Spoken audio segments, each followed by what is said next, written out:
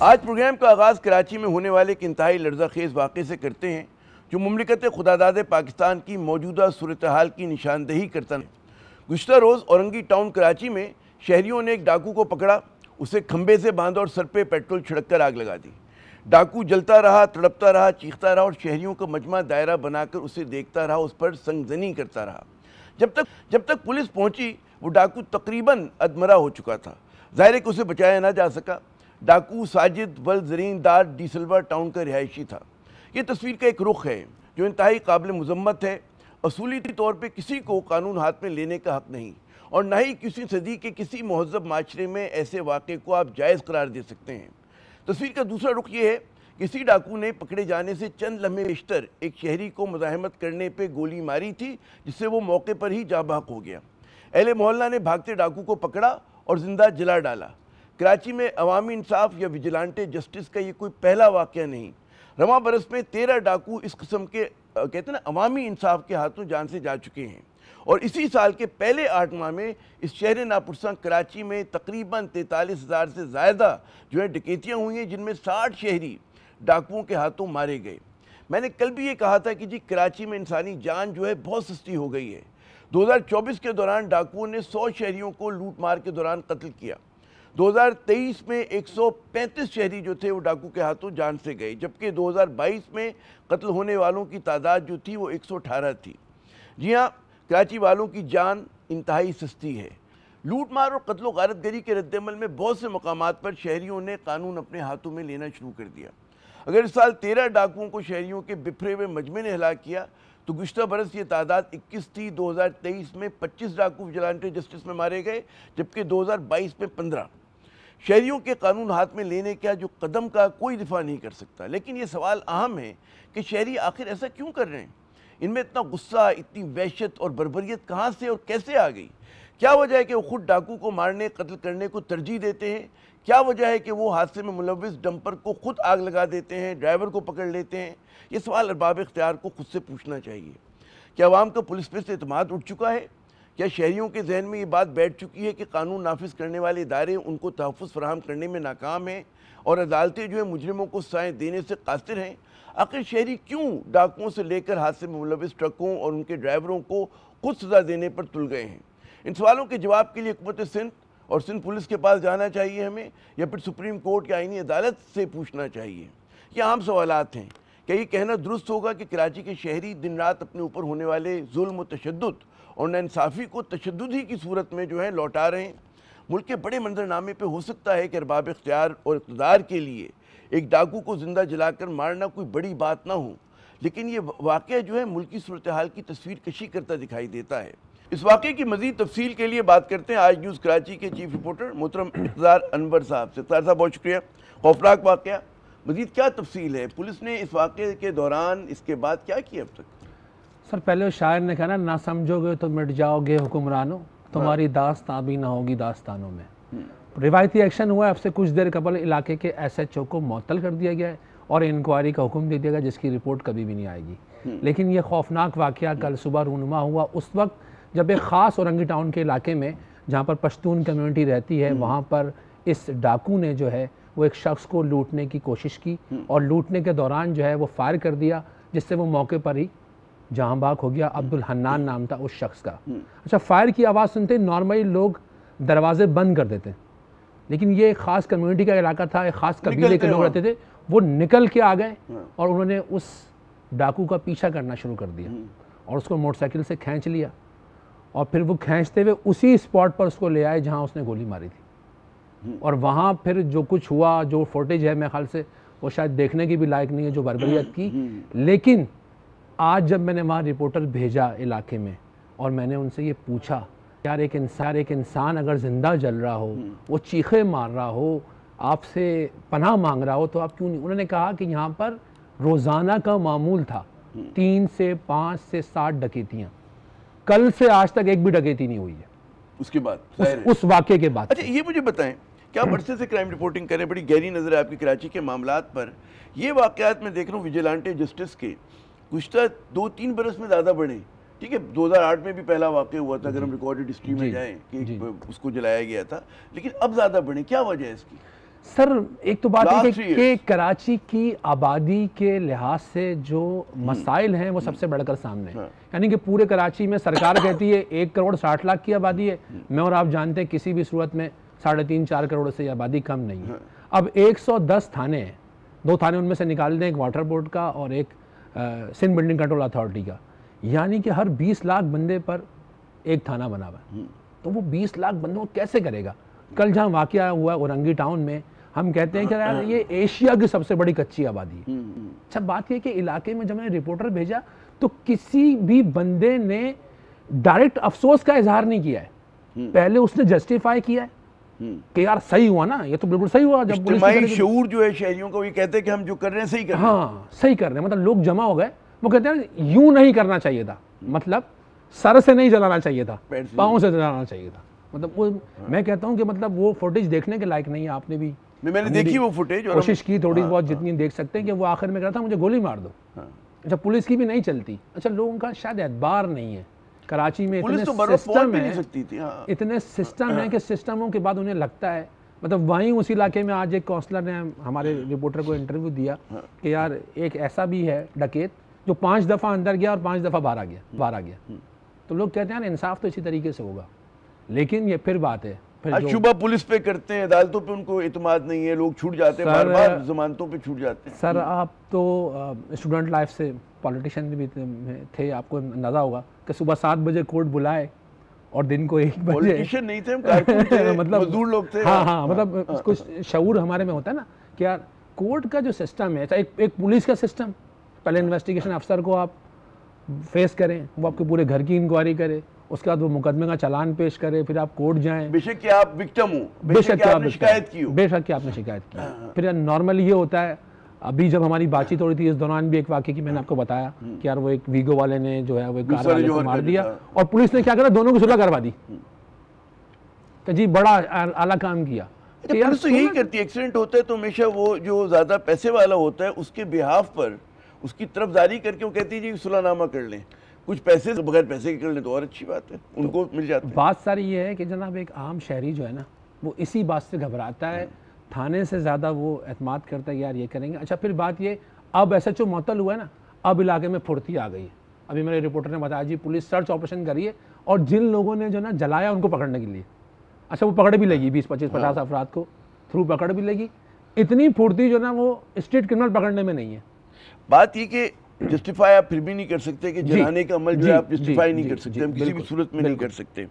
لیکن جو آپ نے بڑا اہم نقطہ اٹھایا کہ بھئی آپ پکڑ لیتے جو لوگ غصہ مطلب جنہوں نے اپنا اشتعال میں آئے, لیکن جو ٹرک کچلتا ہے اس کے ڈرائیور کو آپ نہیں پکڑ پاتے, سزا نہیں دلوا پاتے, آپ قاتل کو نہیں پکڑ سکتے, آپ لٹیرے کو نہیں پکڑ سکتے.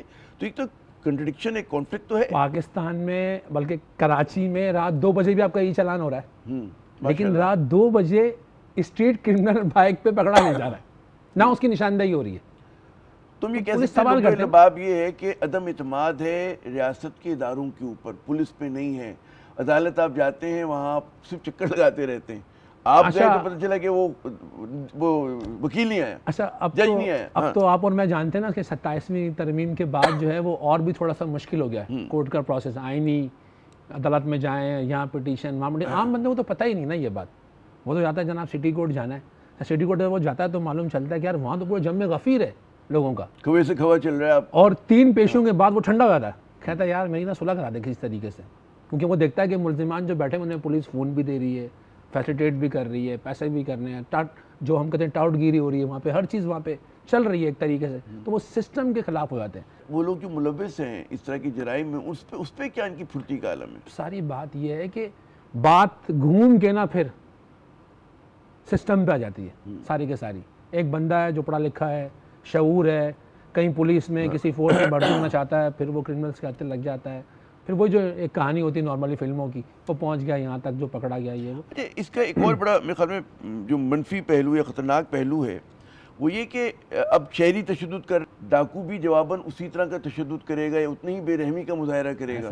یعنی کہ ایک ہم کہتے ہیں نا کہ اگر خدا نہ خواستہ آپ ایسے موقع پہ پکڑے جائیں, کوئی ڈاکو آ جائے تو آپ مزاحمت نہ کریں, آپ جو کچھ ہے اپنے جان سے زیادہ کوئی چیز قیمتی نہیں دے دیں, لیکن ذرا بھی اگر آپ بعض لوگ کرتے ہیں, نخرہ کرتے ہیں, ذرا سے دیر میں دیتے ہیں. میں 4 بار لٹا ہوں اس شہر میں, تو بعض اوقات مطلب ہے آپ کا آپشن نہیں ہوتا نا, آپ ٹریفک جام میں پھنسے ہیں, اس نے رکھ دی تو آپ نے دینا ہی ہے اس کو. ہاں, کہ آپ اس سے کیا بات کریں گے نا, تو ڈاکو بھی پھر وہی بے رحمی کا مظاہرہ کرے گا. وہ میں آپ کی بات کرتا ہوں معذرت سے, اس سارے معاملات کا علم جو ہے نا وہ آئی جی صاحب کو بھی ہے, سی ایم صاحب کو بھی ہے. انہیں رپورٹ دی گئی ہے کہ پچھلے سال 600 کرمنل جو ہیں وہ بری ہو گئے.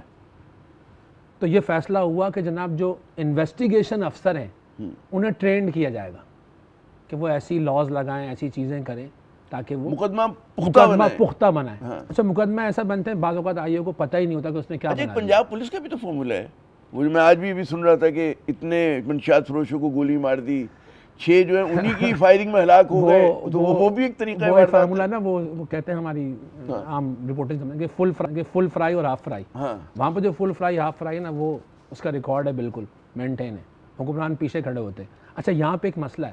میری ایک ایس ایچ او بھائی سے بات ہوئی, اس نے کہا اقدار بھائی ایک بندے کو فرائی کر دوں 40,000 جیب سے دینے پڑتے ہیں. دیکھیں فرائی کی جو زبان سمجھائیں, فرائی, فل فرائی, ہاف فرائی کیا ہوتا ہے. اچھا, مجھے نہیں پتا, مجھے رپورٹنگ چھوڑے ہوئے 20 منٹ ہو گئے. فل فرائی کا مطلب کہ اللہ کے پاس پہنچا دیا, اوکے, قتل کر دیا. ہاف فرائی, ہاں قتل کر دیا. ہاف فرائی ہے کہ لولا لنگڑا زخمی کر کے اس کو جوائنٹ پہ گولی مار دی, وہ زخمی رہے گا ساری زندگی, چلنے پھرنے کسی لاگنے کا. لیکن اس میں بھی اس نے بتایا, ہمارے جو کراچی پولیس کے دوست ہیں, کہتے ہیں بھائی 40,000 روپے تو جیب سے گئے. ایم ایل او کرنا ہے, مطلب پرائیویٹ اسلحہ خریدنا ہے, کہیں سے مارنا ہے, اس کو بتانا ہے مقابلہ ہوا فلان فلان فلان. اسلحے کی تو کمی نہیں ہونی چاہیے پولیس والوں کو. آپ کو ایسی کہانی دے رہا ہوں. نہیں, ایم ایل او کو گیا بھائی, کہیں قریب سے گولی ماری تھی, دور سے گولی ماری تھی, وہ بڑا سائنس ہوتی ہے, حساب کتاب رکھنا پڑتا ہے نا, کہ کل کو جج صاحب کھڑے ہوں گے جی اتنے اینگل سے کیسے گولی لگ گئی, تو وہ اینگلنگ دیکھنی پڑتی ہے.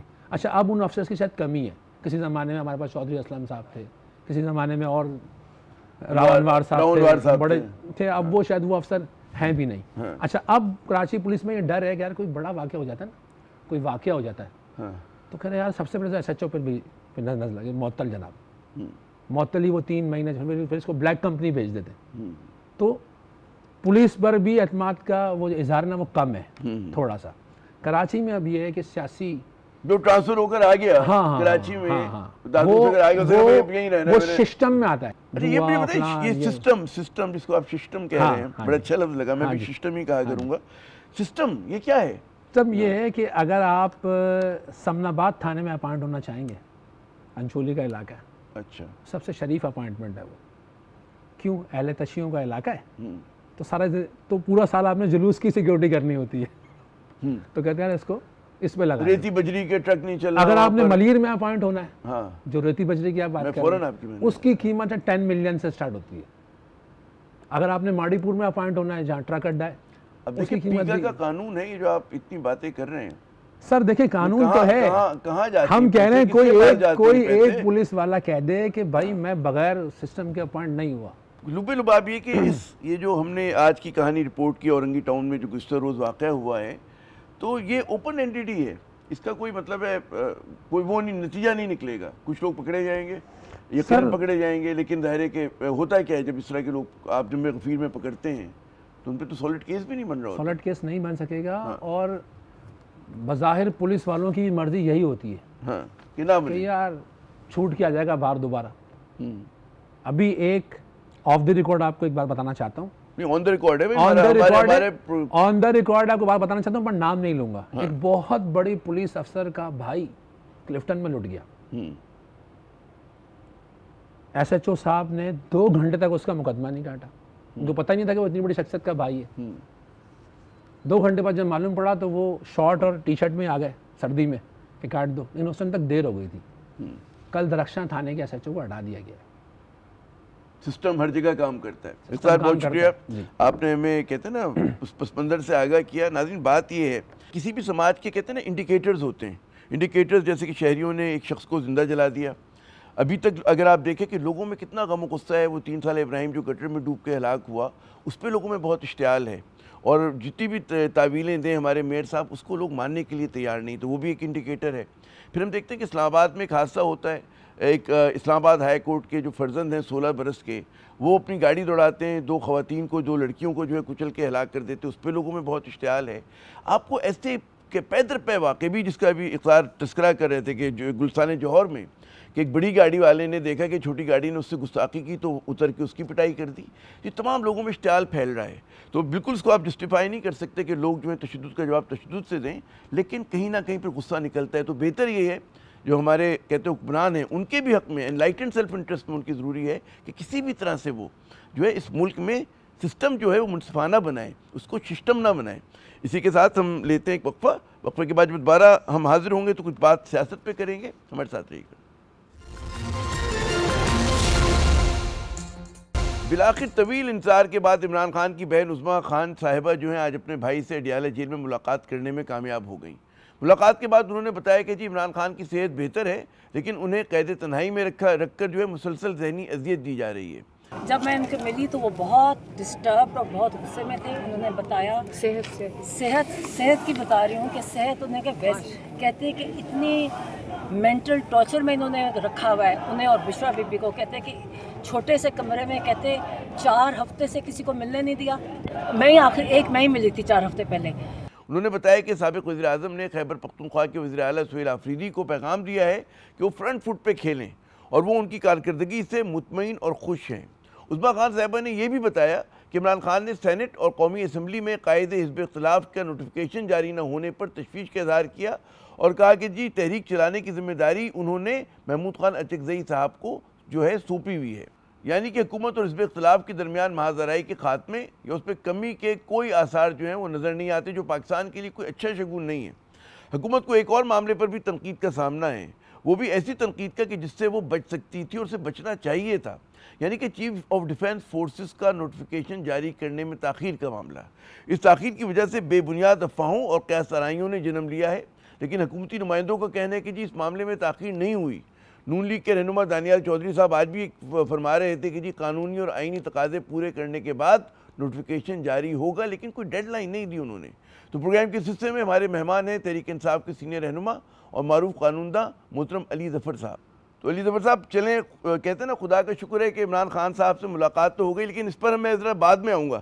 پہلے میں چاہوں گا کہ آپ کی رائے لوں، یہ چیف آف ڈیفنس فورسز کا جو نوٹیفیکیشن ہے تقرری کا، اس پر مطلب ہے کہ تاخیر ہوئی ہے، حکومت کا کہنا ہے کہ کوئی تاخیر نہیں ہوئی، تمام قانونی اور آئینی تقاضے پورے ہوں گے تو ہم نوٹیفیکیشن دے دیں گے، لیکن ہم نے تو یہ سمجھا تھا کہ جیسے ہی مطلب ہے کہ chairman joint chief of staff committee of Pakistan کا جو ہے میعاد مکمل ہو گئی، وہ عہدہ ختم ہو گیا، اس سے پہلے اس کے فوراً بعد جو ہے یہ نوٹیفیکیشن آ جائے گا۔ کس طرح سے دیکھ رہے ہیں اس تاخیر کو آپ، اور کیا آپ اس کے قانونی حوالے سے کیا رائے ہے؟ دیکھیں، جتنی جلدی میں انہوں نے کانسٹیٹیوشنل امینڈمنٹ کی تھی، آپ کو یاد ہے ایک دن میں آئے اور اسی دن اگلے دن ہی وہ آئینی ترمیم ہو گئی، تو میرا خیال ہے کہ تاخیر کی وجہ سمجھ نہیں آئی کہ کیا ہے۔ یقینی طور پہ ایک ان کی ایکسپلینیشن آ رہی ہے کہ ہمیں قانون سازی کرنی تھی، وہ قانون بھی اگلے دن بن گیا۔ اس کے بعد اب یہ کہتے ہیں کہ ہم نے رولز بنانے ہیں، تو رولز بنانے میں تو اس میں 2 لائنیں لکھنی ہیں، رولز بنانے میں بھی دیر نہیں لگنی چاہیے تھی، اور نوٹیفیکیشن تو 1 منٹ کا کام ہوتا ہے، آپ کو زیادہ اندازہ ہے۔ تو یہ نوٹیفیکیشن کیوں نہیں آئی، کس لیے نہیں آئی، کیوں دیر ہو رہی ہے، اس میں یہ حکومت ہی بتا سکتی ہے۔ اس پہ کیا اسپیکولیٹ آپ کیا کریں گے کہ وزارت دفاع کی یہ ذمہ داری تھی خواجہ آصف صاحب کے محکمے کی کہ وہ فوراً جو ہے مطلب نوٹیفیکیشن ایشو کرواتے، مطلب ہے اس چیز کو موو کرتے ایٹ لیسٹ کہ کیبنٹ میں جائے اور جو بھی پروسیس ہوتا ہے اس کو پورا کیا جا سکے؟ کہاں سے سست روی کا مظاہرہ کس سے کہاں سے ہوا ہے؟ پروسیس تو یہی ہوتا ہے کہ موو ہوتی ہے منسٹری آف ڈیفنس سے، اور پھر وہ جاتی ہے لا منسٹری میں، اور لا منسٹری پھر نوٹیفیکیشن کا ڈرافٹ کابینہ کو دیتی ہے، اور کابینہ پھر اس کو اپروو کرتی ہے۔ یہ پروسیس ہے، اور اس میں جب ضرورت پڑے تو یہ تو گھنٹے میں بھی ہو سکتا ہے سارا کچھ۔ تو یہ آئی تھنک ایکسپلینیشن حکومت کو ہی دینی ہے، کیونکہ مجھے یاد ہے کہ ان کے جو منسٹر ہیں ڈیفنس کے، انہوں نے ہی یہ بات شروع کی تھی کہ نوٹیفیکیشن ہم تیار کر رہے ہیں۔ اب وہ تیار کرنے میں کتنے دن گزر چکے ہیں، ابھی تک تیار ہی ہو رہی ہے، یہ ان سے ایکسپلینیشن لینی پڑے گی. اچھا لبے لباب یہ ہے اس بات کا کہ میں کل بھی ہم نے اس پہ پروگرام کیا تھا، ہمارے ساتھ دفاعی ماہرین تھے، کہ ایک بلا وجہ کا ایشو کھڑا ہوا ہے کہ لوگوں کو اسپیکولیشن کرنے کا موقع ملا، فسادی کا موقع ملا، ایک بلا وجہ کے اسکینڈل. تو یہ تنقید تو بنتی ہے حکومت پہ کہ اس نے کمزوری کا مظاہرہ کیا اتنے اہم معاملے کو، صحیح طرح سے حساس معاملہ بھی ہے، ظاہر ہے کہ آپ کا چیف آف ڈیفینس فورسز کا پہلا نوٹیفیکیشن آنا ہے، اس کو مس ہینڈل کیا ہے انہوں نے. جی بالکل، یقینی طور پہ جو ڈیلے ہے اس کی وجہ سے پھر ہوائیں بھی پیدا ہوتی ہیں اور پھر آپ کو ہر قسم کی بات کرنے کا موقع بھی ملتا ہے. جس طرح آپ یہ دیکھیں کہ ملاقات نہیں کرائی جا رہی تھی عمران خان صاحب سے، اور اس میں بھی پھر ایک افواہ آ گئی اور ایک سوشل میڈیا پہ ایک ڈیبیٹ شروع ہو گئی. وہ پھر آپ مین سٹریم میڈیا پہ بھی ڈیبیٹ آ گئی. پریشانی تھی، ہمیں احتجاج بھی کرنا پڑا، ہم نے سینٹ کے اور نیشنل اسمبلی کے جو سیشنز تھے وہ نہیں چلانے دیے. ہم نے آج جا کے ہائی جج صاحب سے، چیف جسٹس صاحب سے ملنے کی کوشش کی. اڈیالہ کے سامنے بھی احتجاج ہوا، اسلام آباد ہائی کورٹ کے سامنے بھی احتجاج ہوا. ہم چیئرمین سینٹ اور اسپیکر نیشنل اسمبلی کو بھی جا کے ملے کہ وہ فیسیلیٹیٹ کریں. ایک پٹیشن بھی فائل کرنی میں اسی ایشو پہ آ رہا تھا، وہ میرا آپ سے اس کے سی ڈی ایف کے حوالے سے آخری سوال تھا کہ عمران خان سے ملاقات ہوگی، ان کی ایک بہن کی ملاقات ہوئی عظمیٰ خان صاحبہ کی، تو کیا ان کا کچھ تو خبریں آئی ہیں کہ انہوں نے کہا صحت مند ہیں، ٹھیک ہیں، کچھ آپ کے پاس مزید تفصیل ہوگی کہ ملاقات میں کیا رہا؟ جی ایک تو پہلی بات تو ہے کہ اللہ کا شکر ہے کہ ان کی صحت ٹھیک ہے، لیکن جو تشویشناک بات ہے اور نہایت تشویشناک بات ہے وہ یہ ہے کہ ان کو قید تہنائی میں رکھا جا رہا ہے. قید تہنائی کا مطلب ہے کہ ان کو نہ ان کے پاس کوئی نیوز پیپر آتا ہے، نہ ان کے پاس کوئی ملاقات کی جاتی ہے، نہ کوئی بات کرتا ہے ان سے.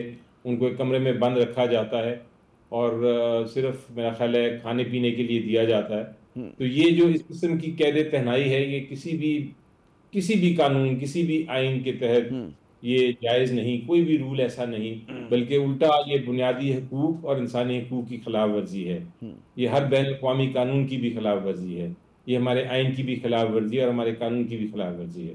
اس لیے میرا خیال ہے کہ یہ ایک بڑا تشویشناک بات ہے کہ آپ ان کو ایک ٹارچر کر رہے ہیں، ذہنی ٹارچر کر رہے ہیں. اور ذہنی ٹارچر جو ہے یہ فزیکل ٹارچر سے بہت زیادہ برا ہوتا ہے، کیونکہ آپ اکیلے کمرے میں بیٹھے ہیں، نہ آپ کا ٹی وی ہے، نہ کتاب دی جا رہی ہے، نہ آپ کو اخبار ہے، نہ آپ کو پتہ چل رہا ہے دنیا میں کیا ہوا. کتابیں بھی نہیں ہیں، مطلب یہ تو آپ تسلی رکھ سکتے ہیں چلیں قید تنہائی ہے تو پڑھنے کا موقع مل گیا، لکھنے کا موقع مل گیا، یہ سہولتیں بھی نہیں ہوتی کیا قید تنہائی میں؟ یہ بھی نہیں ہوتی ہیں. تو یہ تو تب بھی نہیں ہوتی تھیں.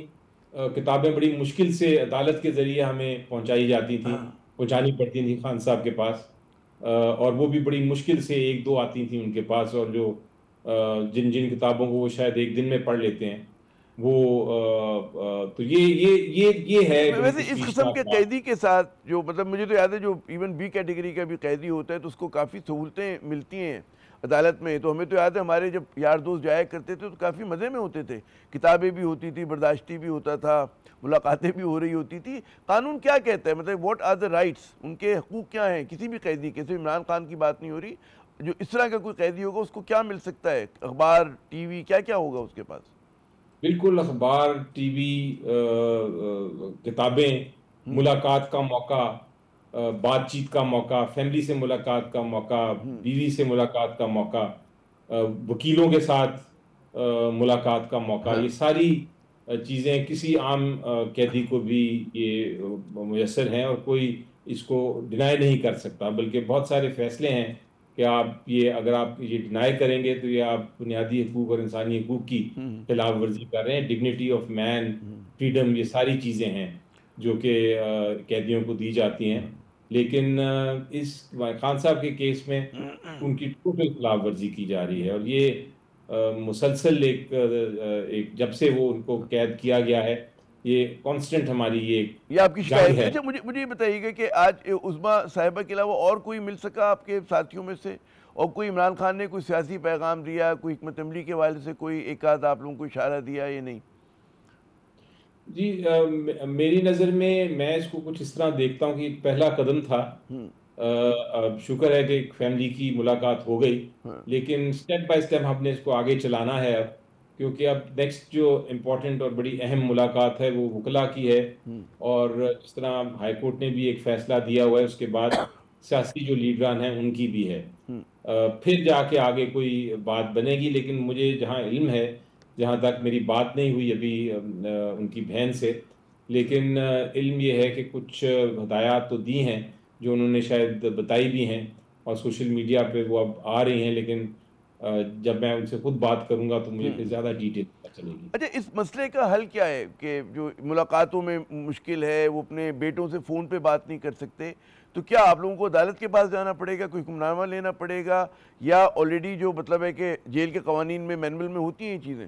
کس طرح سے اس کو مسئلے کو حل کرنے کا سوچ جیل رہے کے ہیں؟ مینول میں تو چیزیں ہیں، اس کے علاوہ ہم ہائی کورٹ کے پاس کافی بار جا چکے ہیں، اور ہائی کورٹ نے بہت سارے آرڈرز دے چکی ہے. ہائی کورٹ ایک آرڈر تو بڑا واضح تھا کہ ہر منگل کو ان کی وکلا سے ملاقات ہوگی، اور ساتھ ہی فیملی کے ساتھ ہوگی، اور ہر جمعرات کو ان کی سیاسی جو لوگ ہیں، کارکن ہیں یا ان کے دوست ہیں، ان سے ملاقات ہوگی. اور پھر یہ بھی تھا اس میں کہ ان کو ہر قسم کی سہولت جو ایک رولز کے مطابق ہے وہ دی جائے گی، اور ان کی اپنے بچوں سے بھی بات کرائی جائے گی ہر ہفتے میں ایک بار. اچھا، تو یہ حکومت جو ہے سارا کچھ جو ہے جی نہیں جی، آپ عمل پہلے درآمد ہو. مکمل کر لیں اپنا جملہ. جی جی، تو ان ساری چیزوں پہ عمل درآمد نہیں ہو رہا، اور ہائی کورٹ کے آرڈرز کو بھی مانا نہیں جا رہا. ہم کنٹیمپٹ میں بھی گئے ہائی کورٹ میں کہ آپ کی توہین عدالت ہو رہی ہے، لیکن اس کا بھی کوئی نہیں بنا، بات نہ بن سکی. ہم سپریم کورٹ کے چیف جسٹس صاحب کو ہم نے خط لکھا تھا آئینی عدالت بننے سے پہلے، ان سے بھی ریکویسٹ کی تھی، لیکن وہاں بھی کوئی ہماری رسائی نہیں ہوئی. اچھا، حکومتی وزراء سے اگر آپ بات کریں، پوچھیں کہ جی ملاقات میں دقت کیوں ہے، تو ان کا کہنا ہے کہ اس ملاقات کو ملک میں انتشار پھیلانے کے لیے استعمال کیا جاتا ہے، اور اس سے جو ہے مطلب حالات خراب ہوتے ہیں، تو اس قسم کی تعویلیں دیتے ہیں. آپ کے خیال میں کیا اس میں کیا آپ اس پہ رد عمل دیں گے؟ دیکھیں، یہ حکومت کی نااہلی ہے، اور حکومت اگر بیانیہ سے ڈرتی ہے، جو بیانیہ آتا ہے جب پی ٹی آئی کا، تو یہ اس سے ڈرتی ہے. بیانیہ ان کے پاس ہے نہیں، کاؤنٹر نہیں کر سکتے، تو پھر یہ تشدد کرتے ہیں، ٹارچر کرتے ہیں، قید تہنائی میں رکھتے ہیں، میٹنگز نہیں کرنے دیتے. تو یہ اس قسم کی جو حرکات ہیں یہ جائز نہیں ہے قانون اور آئین میں ہمارے. درست. وہ ان کو چاہیے اگر سیاسی جماعتیں ہیں اور سیاسی حکومت ہے تو پھر اس کو کاؤنٹر کریں. ہم بھی بات کر رہے ہیں، وہ بھی واپس بات کریں، پھر عوام جج کرے گی کہ کیا درست ہے کیا نہیں ہے. وہ یہی کہتے ہیں وہ جمہوریت کا سینسرشپ تو ایڈمیشن آف ڈیفیٹ ہوتا ہے ایک طرح سے. ہم جو اخبار کے لوگ کہتے ہیں کہ سینسرشپ نہیں ہونا چاہیے. اچھا، یہ ایک اور بات کہ اب آپ کو لگتا ہے کہ حکومت سے بعض اوقات وہ پھل جھڑی آتی ہے کہ جی بات چیت ہونی چاہیے، کوئی امکان آپ کو نظر آتا ہے اس بات کا کہ بات چیت ہوگی؟ آپ کیا مطلب ہے کہ یہ جو اسٹیل میٹ ہے اتنا زبردست قسم کا پاکستان کی سیاست میں، اس سے نکلنے کی کیا صورت ہو سکتی ہے؟ جی دیکھیں، فی الحال تو مجھے کوئی امکان نہیں نظر آتا کہ اسٹیل میٹ سے ہم نکل سکیں گے. مذاکرات کا نہ کوئی ایسا کوئی چانس نظر آتا ہے مجھے. ہاں، اگر ایسی ایک بات ہو جائے کہ ایک ماحول بنائے حکومت، ہمارے جو سیاسی قیدی ہیں ان کو رہا کرے، خان صاحب سے ملاقات ان کو اوپن کرے، ان کے کیسز لگیں، جو تشدد ہوتا ہے ہمارے لوگوں پہ جو احتجاج کرنے جاتے ہیں ان سے وہ بند کیا جائے، ہمیں عوام تک پہنچنے کی اور بات چیت کرنے کی اور گفتگو کرنے کی جلسوں کے ذریعے اجازت دی جائے. یہ ماحول اگر بنے گا تو یقینی طور پہ پھر ہو سکتا ہے کہ مذاکرات بھی شروع ہو جائیں. لیکن یہ ایک خواب ہے ابھی فی الحال. اچھا، ایک اور بھی خواب ہے آپ کا، وہ خواب ہے کہ جی لیڈر آف دا اپوزیشن جو ہے اس کا نوٹیفیکیشن آ جائے. ہر جگہ نوٹیفیکیشن رکا ہوا ہے، وہ سینٹ کے لیڈر آف دا اپوزیشن کا ہو، وہ قومی اسمبلی کے ہو، اور دیگر اہم نوٹیفیکیشن، اس پہ کچھ اظہار خیال کریں گے؟ کیا صورتحال ہے وہاں پر؟ کیا کہہ رہی ہے حکومت نے؟ کیا کہہ کے روکا ہوا ہے؟ اس کی کیا جسٹیفیکیشن ہے، قانونی، آئینی؟ جی دیکھیں، یہ جو قانونی پوزیشن ہے وہ تو بڑی واضح ہے، اور وہ یہ ہے کہ leader of the opposition choose کرتی ہے جو بھی اپوزیشن میں میجورٹی میں جماعت ہو. اور چونکہ میجورٹی میں پی ٹی آئی ہے تو ہم نے دونوں نیشنل اسمبلی میں بھی اور سینٹ میں بھی اپنے leader of the opposition choose کر کے ہم نے باقاعدہ سائن کرا کے سینیٹرز کے بھی اور ایم این ایز کے بھی ہم نے جمع کرا دیے اسپیکر اور چیئرمین کے پاس. لیکن اب یہ ان کا ٹریڈیشن تو یہ کہتی ہے کہ ان کو اگلے دن کر دینا چاہیے لیڈر آف دا اپوزیشن کو نوٹیفائی، لیکن انہوں نے ابھی تک نہیں کیا. ان سے کئی بار ہم نے درخواست کی ہے، ہم نے ہاؤس پہ بھی، فلور آف دا ہاؤس پہ بھی کیا ہے، ان سے ملاقاتیں بھی کی ہیں، لیکن وہاں سے ابھی تک کوئی جواب نہیں آیا. بس یہ ہے، یہی آپ کہہ رہے ہیں کہ ٹریڈیشن یہ کہتا ہے، آئین کیا کہتا ہے، کیا طریقہ ہوتا ہے، مطلب کہ حکومت کی مرضی ہے کہ وہ اناؤنس نہ کرے، مطلب ہے کہ کیا ہوتا ہے کہ اس کا وہ کیا ہوگا؟ آج تک تو ایسا ہوا نہیں. یہ والا ایسا معاملہ ہے جو کہ ٹریڈیشن بیسڈ ہے، یعنی یہ روایات پہ بیسڈ ہے، اس کا کوئی رول یا قانون نہیں لکھا ہوا. اچھا. لیکن آج تک تو یہ نہیں ہوا کسی بھی پارلیمنٹ میں کہ وہ پارلیمنٹ میں لیڈر آف دا اپوزیشن کو ہی نہ بنائے.